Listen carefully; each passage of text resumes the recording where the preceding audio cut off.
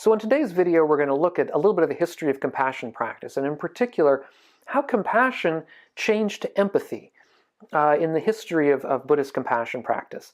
It's an interesting and somewhat deep kind of historical change. So we'll check it out coming right up. So I'm Doug Smith. I'm study director at the Secular Buddhist Association. That's secularbuddhism.org. If you're new to the channel and interested in living a wiser and a kinder and a less stress-filled life, please consider subscribing to the channel. So how do we practice compassion? How do we learn to be more compassionate people? This is a very interesting question. And I've dealt with part of the history of compassion practice on a prior video, which I'll link to up here. But there's more to it than that. There's more to the history than that. I couldn't fit it all into one lecture. And there's another aspect of this that Anālayo, this wonderful, very deep scholar of early Buddhism, gets to in one of his papers, which I'll link to down below if you're interested in reading it, where he discusses the way that compassion, as he says, compassion became painful, which is a very kind of a surprising and kind of a shocking development within Buddhist history. But it's one that I think has some lessons for us, and I'm not saying that it's necessarily a degeneration or a problem, but they're just different practices, and we should be aware of the differences, because when we come to compassion practice within the context of Buddhism, we might come into the context of people who are practicing the earlier way, and we may come into the context of people who are practicing in the later way. And seeing the difference and not becoming confused by it, I think, is one way, one thing that I'm hoping to help you with in this video. So the first thing to notice within the practice of compassion in early Buddhism is that it's a practice of joy, basically. It's a practice of a very positive emotional state. It's a practice of boundless radiation of a positive emotional state, a compassionate emotional state, towards one part of the world. And we repeat that in all directions. It's basically a wish that all of those who are in distress are relieved of their distress, of all people who are in pain, that they're relieved of their pain, that all beings who are in difficulty are relieved of their difficulty. And it's not supposed to be something that we speak to ourselves so much. It's supposed to be an emotion that we generate within ourselves and then radiate outwards. And this is a positive kind of practice. And in a related issue, we might ask about compassion within daily life. And this is, again, a very closely related issue. And within the early tradition, there's a kind of a ranking of actions that we can take, of ways that we can be in the world. And of course, the best way we can be in the world is to be helpful both to ourselves and to others. But underneath that, there is a ranking that's somewhat surprising.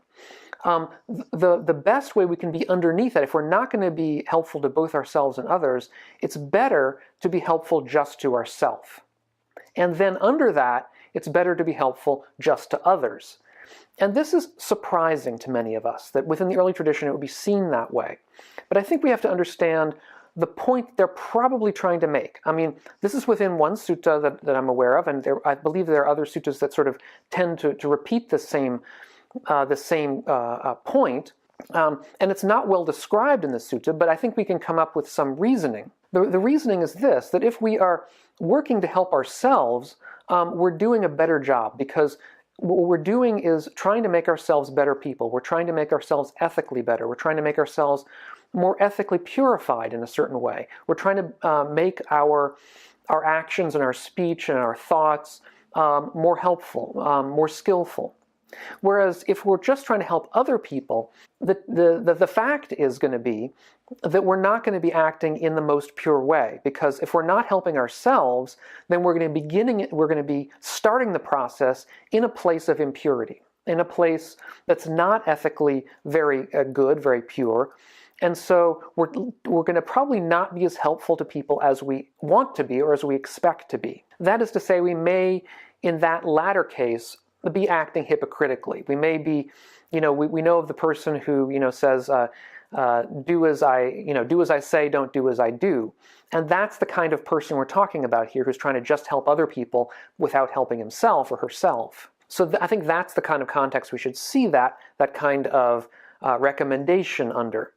That is to say, it's better to be pure within yourself first, and then work to help other people. And we can see where this goes, because basically what it's leading us towards is the view that basically awakening, enlightenment, awakening, nirvana if you like, is the highest form of compassion. It's where we really do have a complete fruition of compassion, because we have purified ourselves, even if we've purified ourselves, I was going to say, completely, perfectly.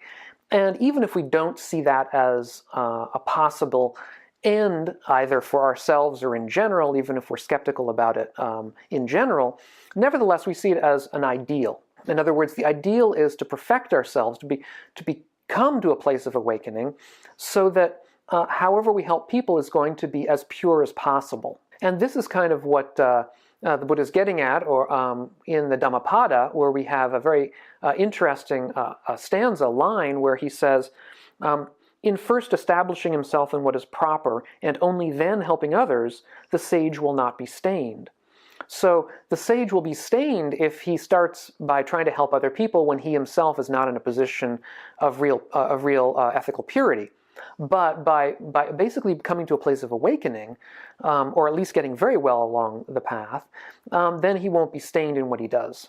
And it's interesting to note here, historically, that within the early tradition, the highest form of compassion basically was teaching the Dhamma, the Dharma, teaching the words of the Buddha and teaching the philosophy that the Buddha taught. So you could help people in many ways. Of course, compassion has many outlets. You can give money, you can give food, you can give lodging, you can give clothing to people in need. There's many, many ways that we can be helpful. But there's, as a hierarchy of these ways, the top way is the way of teaching the Dharma. It's sort of, the idea of you give a person a fish and they can eat for a day, and you teach them how to fish and they can feed themselves. It's the same idea.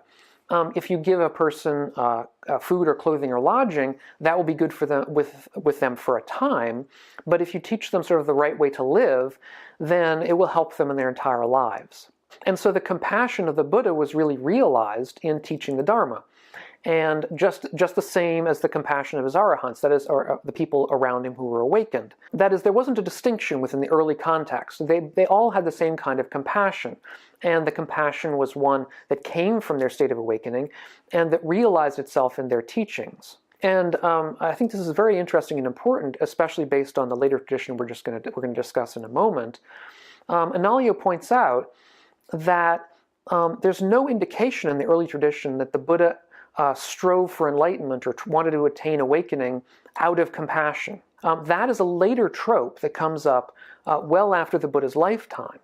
Within the text that we have in front of us, the early texts that describe the Buddha's path towards awakening, what we have is really a path of trying to overcome dukkha, overcome pain, overcome suffering, overcome this feeling of instability in the world, basically. We don't have the notion in the early texts of the Buddha having this kind of boundless compassion that then realizes itself in awakening. Rather, it's that the Buddha became awakened, and at that point, the compassion arose within him to teach. And that's said many times within the early texts, that the Buddha taught out of compassion. So that said, now let's turn to the later Buddhism. And in later Buddhism, as we're going to see, things change pretty radically.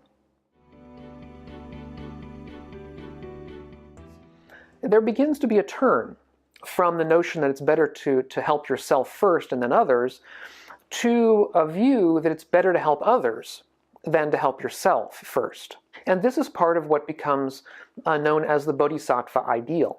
And the Bodhisattva ideal basically is the notion that we should put off awakening as much as we can, that we should not strive to become awakened immediately, but rather should basically decide to become reborn, because within that context, the idea was that if we became reborn, we wouldn't be, if we become awakened, we wouldn't be reborn. Whereas if we put off awakening, we could be reborn an unbounded number of times.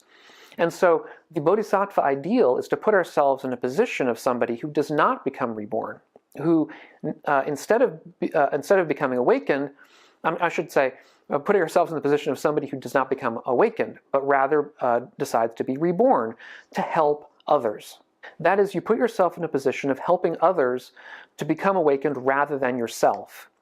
And only basically you let the women and children off the boat first before you get off, or you let other people off the boat first and you get off last, kind of. That's the ideal. So you put yourself at the back of the line. And with this view, Anālayo points to an early text or early texts where basically awakening itself is not seen to be the ideal. Now we'll recall that what I said before, in the early texts, awakening is the ideal, and after awakening you have a fruition of compassion. In the later texts, awakening is not seen as an ideal. In fact, it's seen as a kind of cowardly escape from reality. In other words, awakening is described as something that's done out of fear. So we're afraid of reality, and so we decide to escape from it by becoming awakened. And that is described as somehow inferior than the bodhisattva ideal, which is to engage with the world and not to become awakened, and so therefore remain in a position where we can help others for an infinite amount of time. And compassion practice itself changes, in the sense that, we'll remember, in the early texts, compassion is basically a practice of joy, a practice of wishing well on others, who are undergoing difficulties, who are in pain, who are suffering. In the later tradition, compassion becomes more aligned with what we might call empathy, where empathy is sharing the mental states of others, whatever it might be. So if we're empathetic, if we're very empathetic with somebody who's suffering, what that means is we share their state, we share their suffering. So for example, in the later tradition we have, let's say in the Tibetan tradition, we have the practice of Tonglen. What we're supposed to do, it's a practice where we breathe in the suffering of others, and we breathe out a kind of a remedy to that suffering. So it's a two-part practice. The first part is the empathy, and it's said that, for this practice to be efficacious on yourself and presumably upon others, the point is to really take on the sufferings of others, to fully feel their suffering, to put yourself in their shoes. And in fact, in a recent series of meditative lectures by Bhikkhu Bodhi, or I should say at the end of a lecture about political involvement by Bhikkhu Bodhi, he recommended a similar kind of meditative approach, which is to put yourself in the position of somebody else who is suffering, who is in a bad state. And the Tonglen practice that I've just mentioned, now Bhikkhu Bodhi, by the way, is a Theravada monk, so not in that same tradition, although he has expanded his tradition to include, I think, a number of Mahayana practices.